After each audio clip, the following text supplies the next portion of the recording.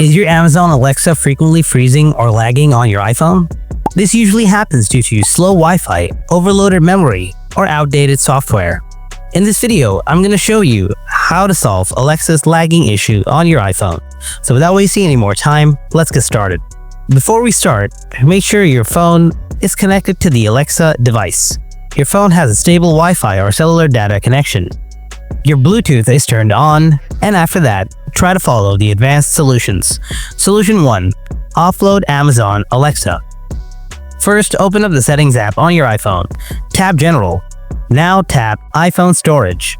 Scroll down and find the Alexa app. Tap on it. Now tap on Offload. Again tap Offload. Now tap Reinstall app. Solution 2.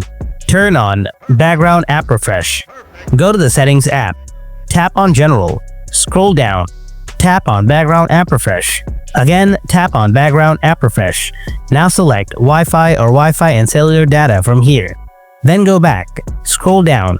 Find the Alexa app. Make sure to toggle it on. Now go to the Alexa app and try to open it again. If you still have the same issue, then follow the next solution. Solution 3. Update the Alexa app. Go to the App Store, tap on the search icon from below.